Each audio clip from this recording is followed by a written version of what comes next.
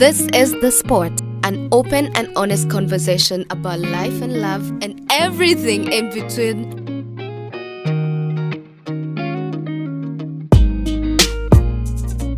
With me, STL Yamumo.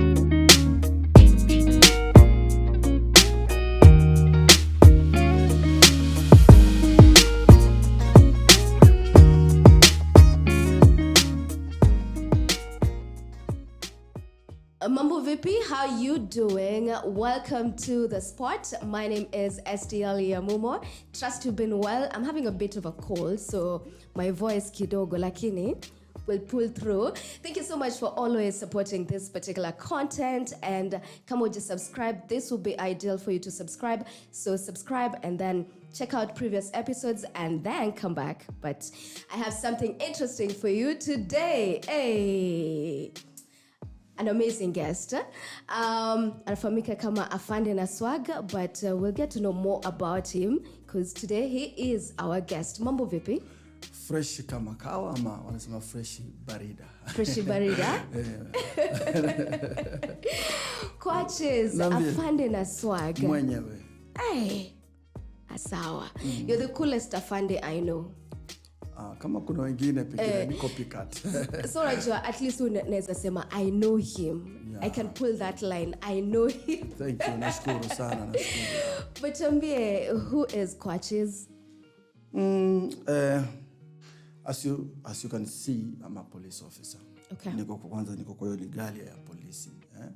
And then kwa majina naitwa Qwachezz, hiyo ndio jina ya baba na mama walinipatia. And then ukitoka hapo unaruka kidogo. Mimi mwenyewe ni brand kwa sababu nimekuwa kwa industry ya muziki, filamu, just all round entertainment, MCing, hosting, zote mimi nafanya kwa jumla. So I'm a policeman. Niko headquarters yetu naijua pale vigilance, under public relations, it not related to the public, I mean. Just to make sure that we have a conversation. Isikuwe tu policing ni watu unajua ukiona polisi ni bunduki. Manze. Bunduki. Yeah. Pingu. But you see, to me, it's another version. I believe and I think tukitaka kuona a cohesive, yani mahali tuko na jamii ambayo iko ndani na kila aina ya profession, iwe mwalimu, iwe ni polisi, inafaa tu watu wakuwe na conversation, watu waelewane, watu waelewe, tuwaelewe. Okay. Isikuwe tu wanataka polisi waelewe peke yake. Pia wao, yani akina nyinyi pia na nyinyi mtu waelewe sisi kama. And that's why we're having this conversation, because we need the people to understand you more. Yes, sure. The police officers more. Na ndio kwa sababu nashukuru, you know, having such a platform, inafanya mtu pale nje kujiuliza pia maswali. Inakuwaje, inakuwa vipi? And transformation zimekuwa kwa polisi mingi. Kutoka police force to a police service. Yeah. And then polisi wenyewe pia tabia zimejaribu pia kubadilika pia. Pole maana sio kitu inafanyika mara moja, alafu pia nyinyi pia kule mmeanza kuwa pia transformed kulingana vile polisi wanakuwa transformed pia. Mnaanza kuamini. Nimekutana hata na rafiki yangu hapa nje tu nikiingia, ananiambia kidrive kwa barabara, anaona polisi, the treatment to the public is a little bit different. Haipo vile ilivyokuwa hapo awali. So inamaanisha tuko kwa daraja ya kubadilika. We're in the process, tuko kwa daraja ya kubadilika. So that's why ndio unaona nikikuja hapa na nivae tu vile umevaa, the sense haitaingia mtu, lakini nikiwa hivi with my definition na kitu mimi nafanya na nini, at least inaingia kwa akili ya mtu na inampanua mawazo pia. True that. Growing up, perception yako towards the police ilikuwa gani? Ilikuwa mbovu kama kawaida. Soma niuliza mimi kabinafsi kwa sababu mimi ni Mkenya, niko na maoni yangu. Perception yangu ilikuwa mbovu kwa sababu nikiwa nikiwa high school tulifukuzana sana. Unajua mimi nimelelewa Mombasa, Bombolulu, watu wa Bombolulu wananifahamu hapo, follow channel yako. Okay. Wanajua tulikuwa tunafukuzwa sana kwanza na polisi kila wakati. So we had that, tulikuwa tunajua polisi they are not friends. Polisi ni wale wasi, yani hata tujui walitolewa nchi gani. Unaelewa Yeah. But because ni kitu ambayo ilikuwa ni kama culture ile tumelelewa nayo. Manake hata unapata mzazi mtoto akifanya makosa anasema nitakuitia polisi. Unaelewa Yeah. Alafu na sisi tunashinda watoto wa polisi nao watatiwa nani? Pengine waganga ama siwezi elewa. So ndio nakwambia ni kitu ambayo it's a culture. Vile tu umeonyeshwa direction moja ya mambo fulani, una grow ukijua watu fulani si watu wazuri. Yeah. And to me nilikuja nikaona juu niliingia kwa hii kazi nikapata nafasi ya kuwa afisa wa polisi kuhudumia nchi yangu. Nilifikiria we need to have a way that we can let a good face kwa hii uniform. We make it lighter. Somebody can joke, you can hug. It's your uniform constitutionally. Nyinyi ndio mmetupatia tuwafanyie kazi. Yeah. So nimegrow nikiwa kwa polisi, stage by stage tukikosoana na wenzangu, inafaa tufanye hivi kazi. Wewe unafikiria mtu akifanya hivyo unajihisi vipi ingelikuwa wewe? Unajijibu as we grow step by step gradually. True that. Ilikuwaje ukajipata kwamba umeingia kwenye service? Was it something you wanted to as a child ama ulijipata tu?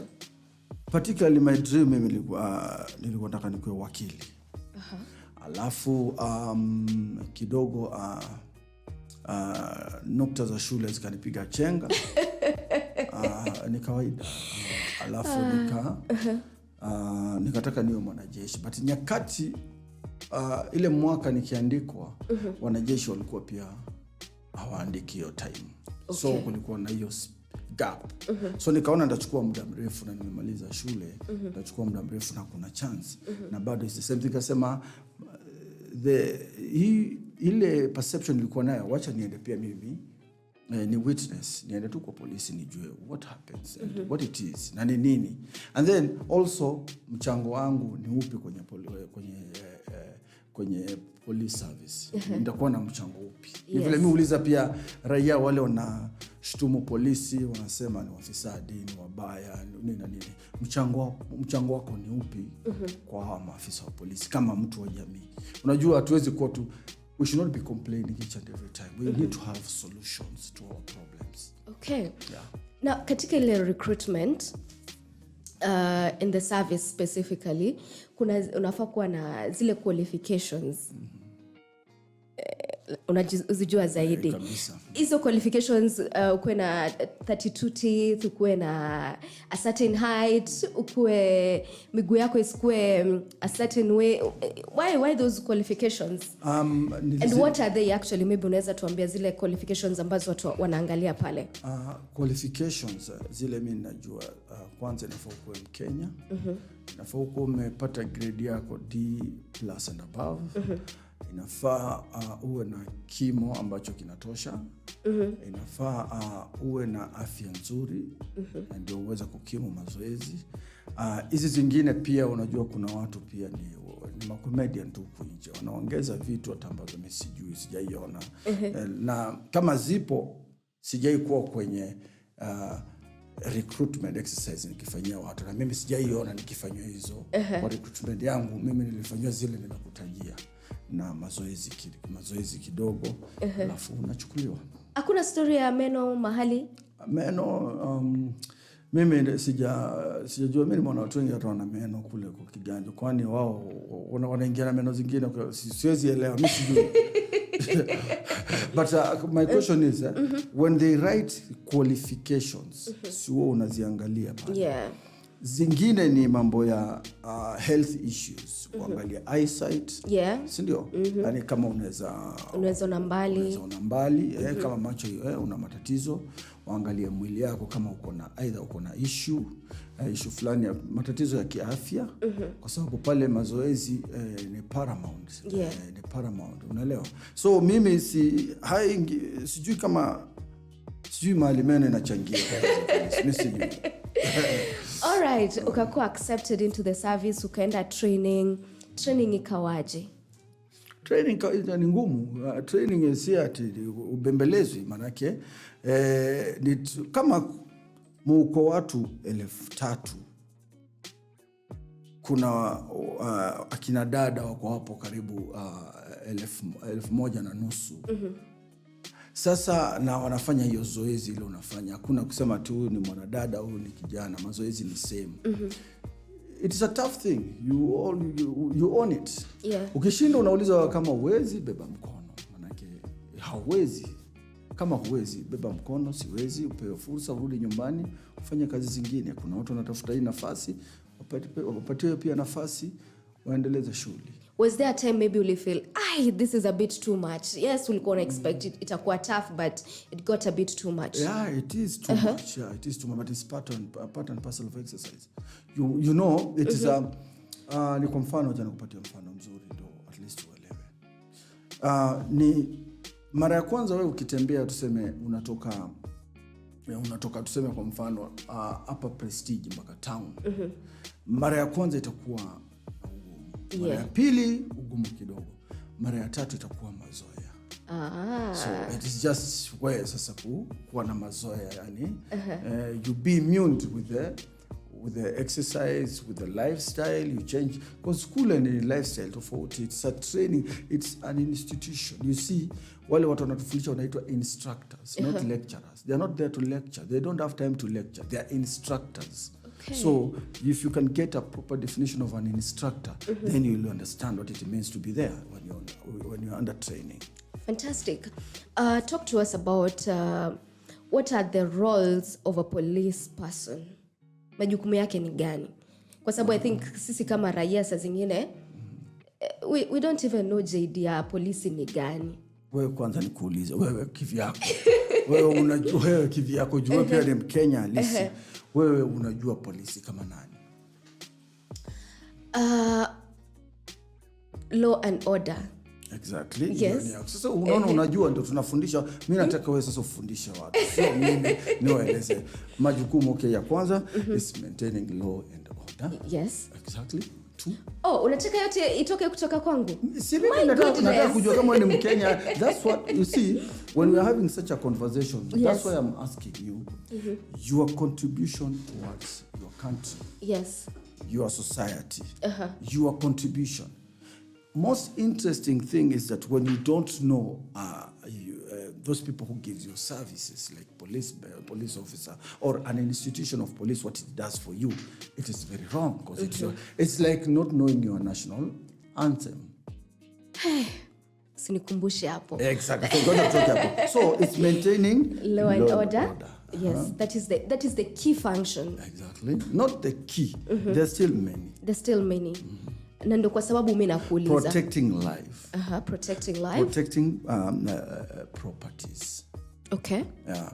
Now, to enforce law and order, to protect life, to protect properties, to make sure to apprehend offenders, those people when you wanaenda against your order ama rules ambazo ziko.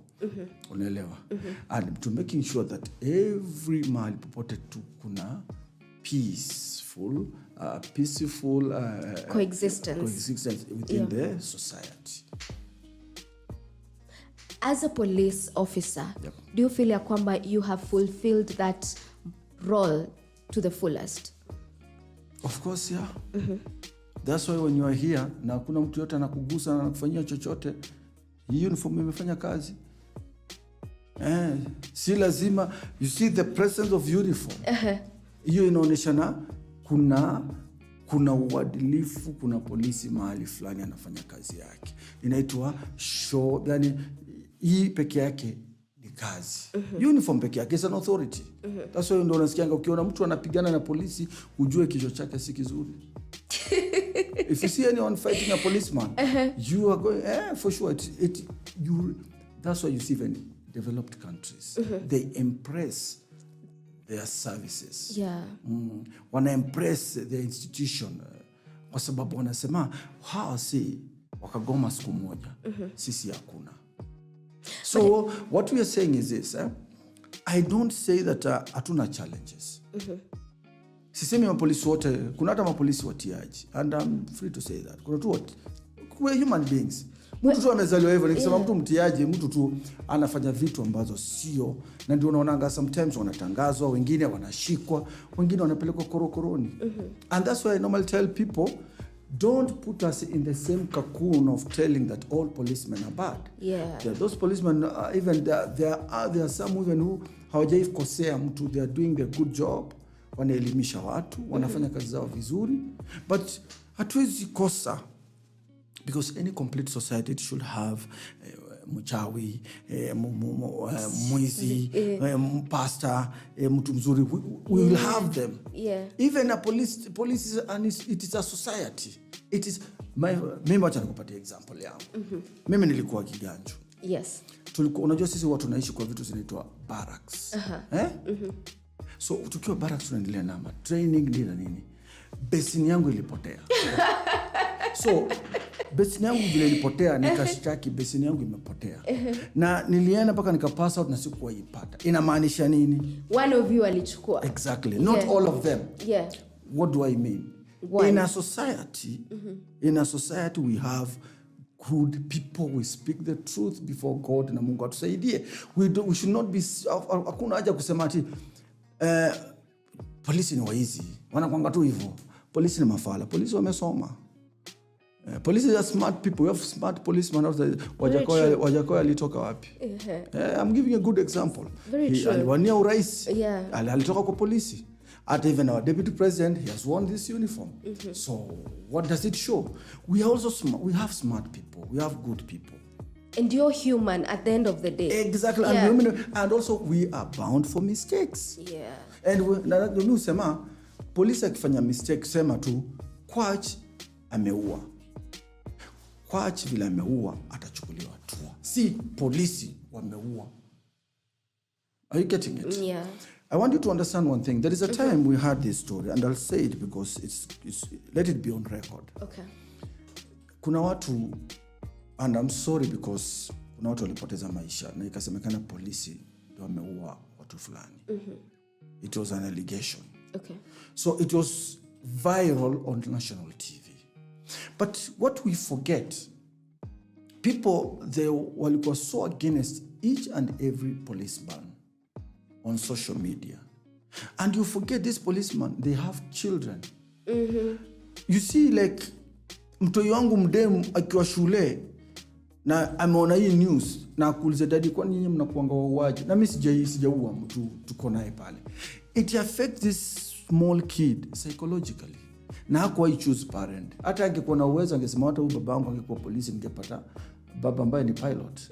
But also all other people wanafanya mistakes in their lives. Unaelewa? So what I'm trying to say is that we should not be putting everything kwa sahani moja kwa sababu ya mtu mmoja. Actually, umenikumbusha some interesting story I saw. I won't name this particular officer, but this particular officer lose a child, and people on social media walikuwa, you know, like, not sorry for him. They were like, wacha afilivo. And people forget that this is a person. This is a human being. You cannot wish anything, even death, on any human being. So alikuwa hurt. He spoke about it and said, people forget that at the end of the day, I'm a human being. At the end of the day, I have feelings. And just because bad things are done by police officers around me doesn't mean I do the same. For sure. Yeah. That's why don't mean ajabu kusema. We need to live in a society where we are building our own society by coming together, by understanding values of life. Even in police, we talk to our colleagues. What we give out is what we'll get in exchange. Yeah. When I'm serving somebody in Kakamega, and the other one is serving another person in Machakos, inafaa nikisema mamangu kama ako Kakamega inafaa atreatiwe vizuri sana na my colleague. Juu pia kuna na mimi na treat mama yao huko Machakos vizuri. Yani we are living in the same society, the same people, one Kenya. Yeah. So it is not about me, it's about future generation. My question comes, as Kenyans, do we believe that we can do away with the National Police Service and we live peacefully? No. No. We need those people who enforce the law. Yeah. And to make sure that people, they are living wanakaa vizuri, peacefully, na wanafanya biashara yao bila mtu kuingilia. And our police, they should also serve our people with integrity. They uphold integrity, they make sure that our people are safeguarded, and they make sure that at most, especially for the young people, we use diplomacy. It does not mean that I was talking to some people, I was telling some officers, you smile when you're working. Una smile too, it doesn't cost you anything. You just smile. Yeah. Kwa sababu wewe unasimamisha mtu juu overspeed na fujo na hajakosea wewe, amekosea sheria. Yeah. Hajakosea wewe, why should you be upset because at overspeed? Ati atapoteza life. Hapana. You smile, take them slowly. Let's be in this world of we are people. Yeah. I'm serving this. If the meaning of service is to serve, then serve. If the meaning is to enforce, then enforce. But now if we transform from force to service, then serve. So that, and you people who are being served, don't show attitude. Kuna tu msa ikiona tu uniform hivi, hata pengine wale niingia hapa, msa anakuonyesha tu attitude. Juu alishikwa jana. Yeah. Hiyo ni biashara yako. Kama ulishikwa jana ni wewe. Inategemea ulikuwa wapi, mimi sikukuwa. Me I'm a different person. Yeah. And I think slowly, like you said before, that slowly your perception in a change. But I think previously tumekuwa in a state whereby ukiona karao, unajua mguu ni ponye. You know? Perception. And the other perception is karao akikusimamisha, you're automatically on the wrong. Perception. It's still the same word. It's just perception. Yani, mimi nikiona tu karao, mimi najuanga tu inafanya kwa nimetoka. Tulifunzwa hivyo. Yeah. Nilikuambia pia mimi kabla ninge polisi nilikuwa with that mindset. So I've been trying also to make people learn. Usipigane vita na life yako. You know there are policemen who understand. Unamwelezea tu kitu anakusikiza anakwambia oniva I've seen so many people who are praising about police. They're telling, kuna police were fit. And that's why mimi usanii, because niko kwa usanii and then I'm a content creator, I try to understand the society. I try to mold everything together so that also other people can understand the police. So that they can see the face of the police. It is not that face of fighting, arresting. It should not be that. I want to see where the police vile wanatekeleza kazi yao, wanasifiwa. We want to see a concert of police in Uhuru Park, police celebrating with their families, with their children, who are proud also about their parents, not who feel that their parents have been neglected by their own society. Very true. I want to talk about the music bit, but before we get there, you know, kuna kuangana, for lack of a better example, mzazi na mtoto. Kuna kuwa na ile relationship whereby the child can be free to come to the parent amwambie anything. And the parent anafaa find ways to respond. But again, kuna wale wanasema ya kwamba a parent should not be friends with their child, in the sense that ndio kuna zile boundaries lazima tu zisalie pale. So is it possible to be friends with the police but also maintain the boundary? Exactly, if you understand the job. Umeuliza tu hiyo swali vizuri tu. Unaelewa? Ni kama tu mwalimu na mwanafunzi. You're still your friends, but he's still the teacher. Yeah. A policeman will be your friend, but he's still the same policeman. Why? Si tuliruhusiwa with our former president, His Excellency Uhuru, alisema kuwa mapolisi waende waishi nje, watangamane na watu. So wewe ni jirani yangu, wewe si polisi, mimi ni polisi. But naweza pita pale nikwambia ni aje, unataka na station, naingia kwa nyumba nikuja tukimbie ende station. So what should you do? You obey. That's an order. We don't need these things ya lazima tufurutane, tupigane because you want to prove a point. Kuna mtu uongelesha polisi mbele ya watu kwa sababu anataka watu wajue masomo yake imefika wapi. Na kwa masomo yake pia anaongeza kaujinga juu.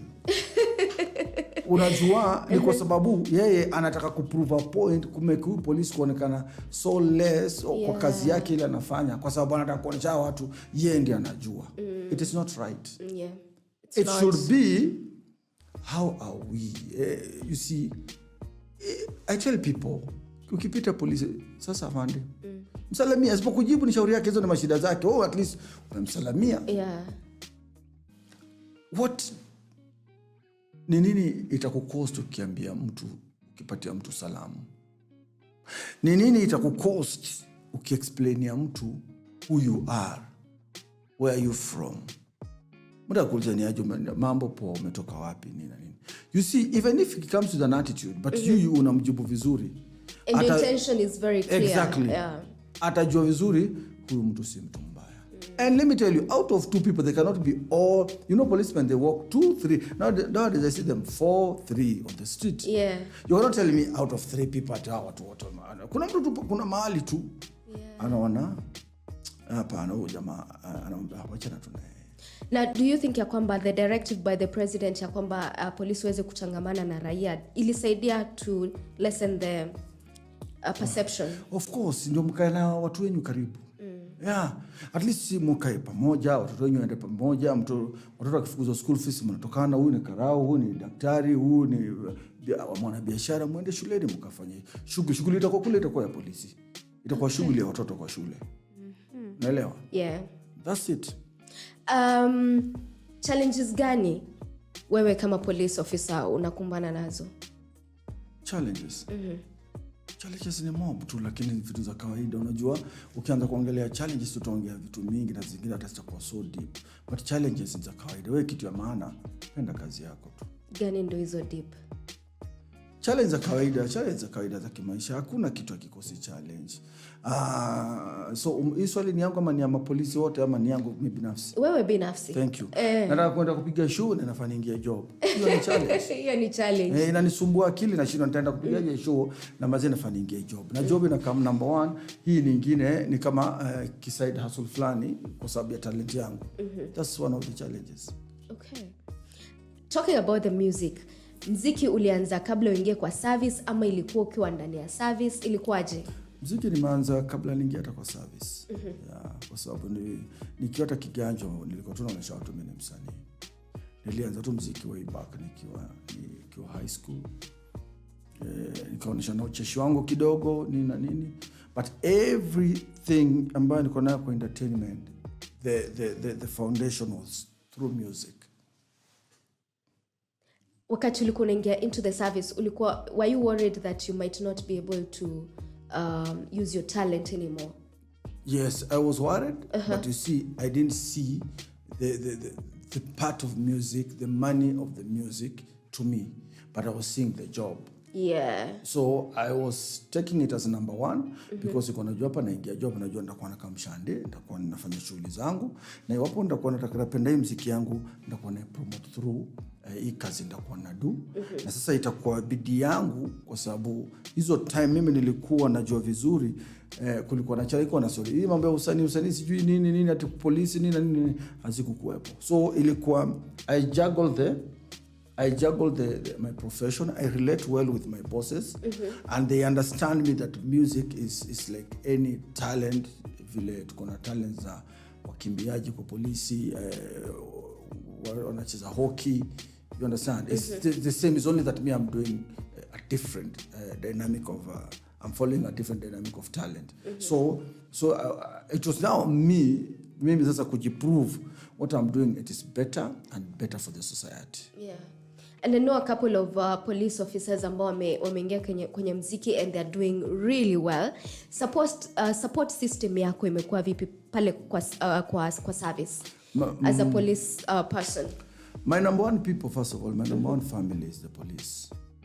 When they see me raising the police flag in terms of entertainment, they feel good. Some they feel encouragement. Wanakuwa encouraged because the encouragement comes as per what they see I'm doing, and also we had rigid bosses way back, but with time, with transformation, there are people who came and realized that music inapatanisha watu pamoja. The dancing is only that the clothing is different. I wear uniform, you wear nguo zako za kawaida, but the tune and the dance is the same. The move is the same. Wazi niambia wale vijana katika odi dance, hata ukikuwa kwa polisi katika odi, that itakuwa different. It's only that what we wear is what is so different. Yeah. And then up here in your mind, what are you unapatia nini wase? What are you giving in exchange of what you have? Yeah. What are some of the achievements umeweza kuachieve let's say through your music kureach wase in ways maybe haungewa reach as a police person? Does it make sense? It makes sense. Okay. Maybe if I'll reframe your question you're asking, the entertainment per se, because I've been in a very wide entertainment active local content za Kenya. Kwanza mimi ndo tulianza pranks za Naswa. Manze. Mimi ndo nilikuanga msee wa kwanza hiyo uniform.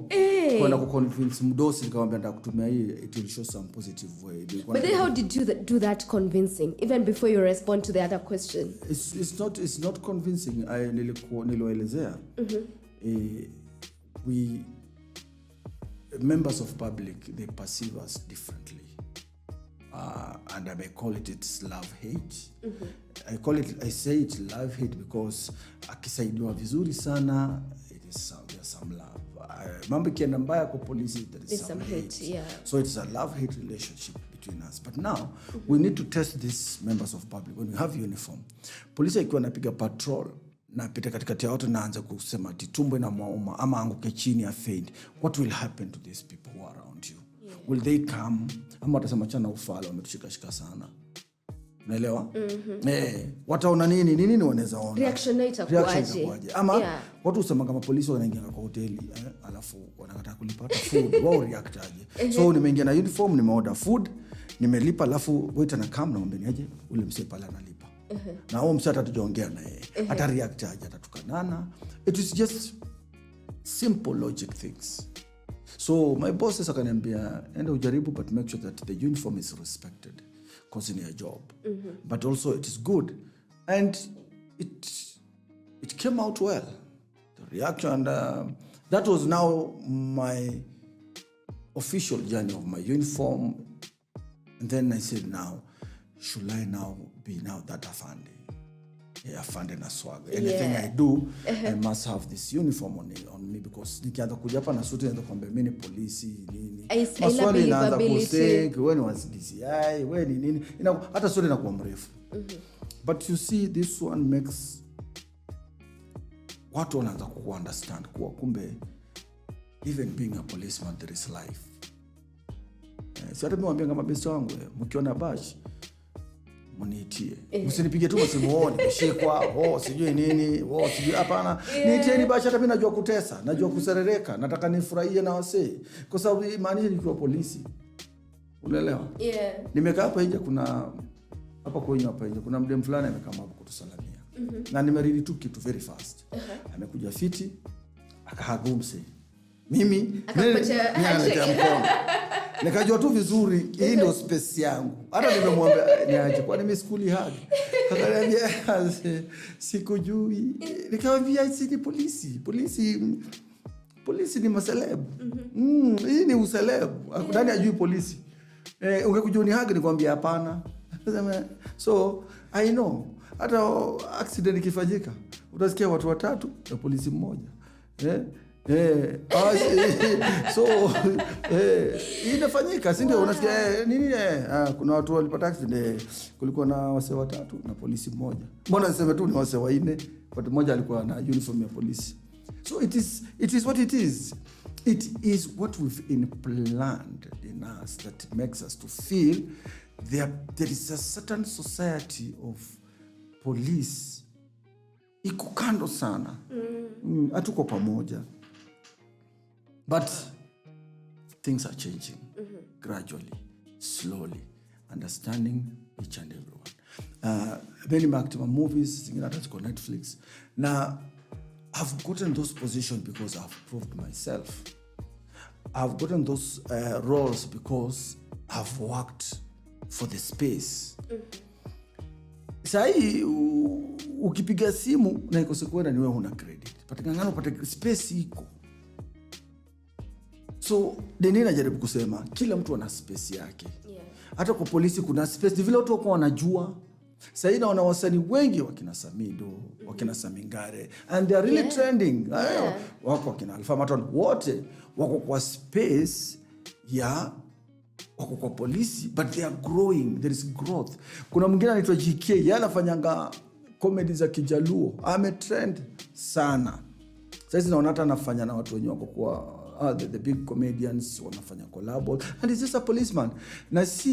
Na vijana wamekaa huko nje ati wao ngoja space ya niaje Qwachezz, unaweza tusaidiaje? Mimi niko na talent. Uko na talent ndio siku hizi uko na simu, fanya kitu. Flaco alianza na simu. Kijana mdogo Flaco ameanza na simu. Is now a different person. It is not, you get your space. No one will give you the space. Others utabaki tu pale ukiombaomba. Go for it. Sema wao nilirogwa, wao watu wanipendi, wao serikali ingilia katikati. Wewe mwenyewe una shimu, serikali inaingilia wapi katikati? Funguka. Kati ya acting na muziki, where do you feel more at ease? Zote niko at ease kwa sababu ni zangu sasa ndazi. Unajua, acha nikwambie kitu moja. Strength haikuji kwa sababu ya easiness. Strength inakuja kwa sababu ya breakthrough. Ile na breakthrough mimi nayo. Hapa ni Kenya. Hapa ni Afrika. What do you mean hapa ni Kenya? Hapa ni Afrika. Hapa hakuna mtu anakutafuta. Unajua majuu, ingekuwa majuu mimi nafuatilia hii talent yangu. Pengine ingekuwa different thing pengine. Nafikiria hivyo because one, naambianga wase ukipata wewe ni mdeadly, umependwa Kenya, ndio umependwa worldwide. Hapa Kenya ni normal. Unasema hapa ni tough love. Hapa ni tough love. Hapa mpaka ujitume. But why is it that way like that in Kenya? It is that way because it is the culture that we've had. Let me tell you this, and I want to say this practically, let it go on record. We don't embrace positive things, vitu za kuencourage. Ulete msanii hapa kwa interview muulize maswali ni aje, ulimekaje hii kitu? Ulimekaje hii kitu na matope? Nini? What are you innovating? Unataka kutengeneza nini? Kuna chali anatengeneza stima nilikuwa namuona kwa YouTube. They don't trend. What trend on our medias and everything, the only vitu ambazo haziwezi kuleta unga kwa meza. Nudes. Tumefundisha our young people things that cannot. Nakwambia hivi, hapa nikianza kuongea matope na uniform. Utatrend mbaya sana. Vibaya in the wrong forum. And you're not even hakuna. There is nothing that you're putting morally up that can help the second young person. We believe, unajua mimi watu wapende watu wataje China na wao pita Thika Road, but wacha nitaje China kwa sababu ndio watu mimi ucheki sana kwa nikienda kwa in China unapata watu wadogo wanafanya innovation. Yes. Unapata watu wadogo wamefunzwa discipline. Ukiona mtu mzima anasimama anakaa. Hapa mwanzo watu wamekuwa majangili. Mtu yeye anakatalia kiti na mzee amesimama. Kwa sababu gani? Mwingine aliambia mwingine nikisikia kwa mat. Nini ameingia amepata hii mat imejaa, ameingia kwa nini?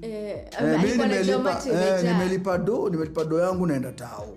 Ajipange na anaendelea kukaa ameweka hiyo phone sana anaendelea kusikiza muziki.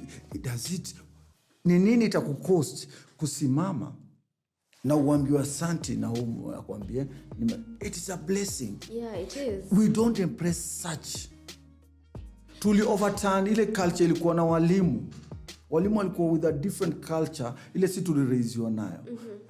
Ukiona watu wazima kwa nyumba wanapiga story, mtoto out nende mcheze, there's no your space there. Hawa wanataka kuongea mambo ya watu wazima, unapata hata mtu mdogo anataka kucontribute. Umekaa hivi pia ako kwa hiyo mjadala anataka kucontribute vitu hata haelewi. Respect, we need to have that space of raising good watoto wako na morals poa. Ndio unaona siku hizi watu hiyo wana copycat vitu zinafanyika kwa TV. Madem nyinyi unasikia zaidi madem siku hizi wana relationship kwa sababu anaangalia Alejandro anako Mexico anataka kuleta hapa. Iwezi ingiana, sisi tunaishi tofauti. Nasema yes Mike. Ati really hapana. Hapa we need to have our own, our culture, our morals, our respect to the elderly. To have this program sisi tuko nazo kama saa hizi, unaona tunaongea, the young people who are following, they are getting si kubembelezana, it is what it is. When you are grasping a content ile ambayo itakusaidia. Unajua saa hizi motivation yote inatoka kutoka kwa discipline. Discipline is key. Upate first class honors na wewe uko indiscipline, hakuna place unaenda. Hiyo ni class uko nayo kwa kichwa na uko kwa shelf, but hakuna place unaenda. There's no place you're going. But mwenye amepata anaweza kuwa na discipline kaka na anapenya tu pole tu. Niaje kimbia bado ni sound kimbia. Kijana ni kijana mzuri. We need to grow him.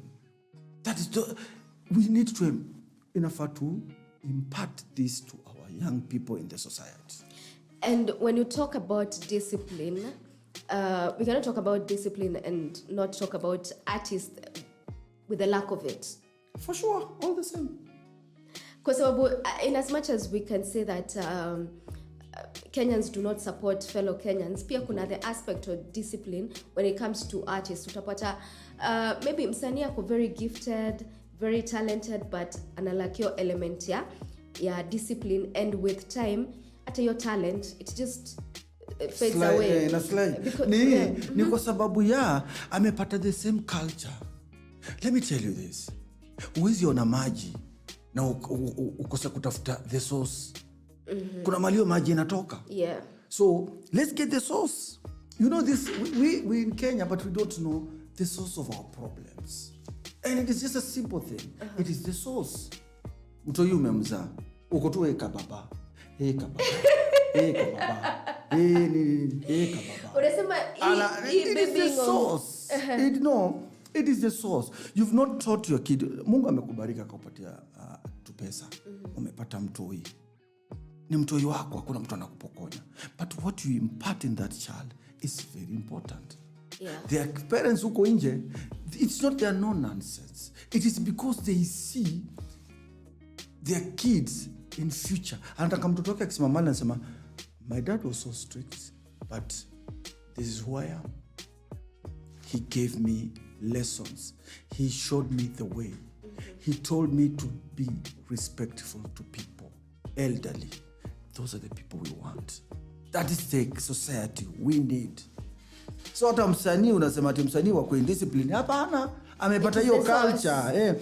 Maji, ukiona maji inateremka hivi, go and get the source. Hii maji imetoka wapi? Yeah. Ni mvua ama imetoka chini kwa kidimbwi fulani inaanza kuteremka. Ukielewa, that's, you see, the discipline I've had, even to my bosses, is what makes me to be even on this platform. It is just, I respect. This guy is higher rank than me. He's my boss. It is simple. It is what it is. Mimi kama sifpati your rank yangu naiachia kwa nyumba. I've got people I can lead in my house. Okay. If you cannot get the leadership outside there, get it in your house. Na bado unatamani kukuwa leader, go and lead some other people in your house. It is still the same leadership. So that's what I'm saying. It is what we have. Kila kitu yuko hii dunia haiwezi kuwa yako. It is simple. Kila kitu haiwezi kuwa yako. Na una manage vipi kufanya mziki, at the same time you're serving the people, at the same time you're acting? How do you multitask? this question, it has become more often when I have interviews. And I tell people, it is how you plan yourself. You learn the people who are around you. What matters most is your bosses, your immediate bosses. If they understand what you're doing, it's hata yeye mtoto wake siku moja akiwa na hii talent atatamani apatiwe nafasi kama yako. Akikukanyagia naye azae mtoto msanii na akanyagiwe, atafeel namna gani? When it hits ahead, you know, leadership is not only just to lead. It's also understanding yourself as a leader. Unaweza kuwa umepewa tu kitu ukalie, but hata uielewe umeikalia kwa nini. So lazima pia ujiulize, na mimi nikipatiwa nikibarikiwa kupata mtoto mwenye ako na hii talanta, nitataka asaidiwe ama achiliwe? Kama nitataka asaidiwe, na this gentleman near who is my office and has the same, should I help to see his talent? Because because when me I celebrate, there's those bosses who I celebrate that who has given me the chances to go and perform, the chances to perform in their occasions, the chances to showcase my talent to the world. And this is such a platform, because sio kila mtu anakuja hapa unaweza pewa hii kamera uongee vitu haziendekani, unaweza pata tabu. Because for sure. This is a disciplined force. No, a disciplined service. Thank you for that correction right there. Yes. No, please, viewers, it is a disciplined service. It's called a slip of tongue. Now, you need to embrace. Now, akikwambia it's a no, they have got a reason. Unless anakuonea tu. Ama anakuonea wivu. Of which hawezi benefit. Talent ni yako. Job ni ya Mungu. Inaweza end anytime. Okay. That's a good place to wrap up part 1. When we come back, we get to talk about more music, we talk about corruption, and so much more. And hopefully pia drop your lines kwa sababu ni msanii. Yes. Thank you so much for watching this particular episode. Part 2 will be up soon. Kwa hivyo, when you're done, you can check out more episodes alafu pia as you chill out for part 2. But right now we kiss and say goodbye for part 1. We'll be back shortly.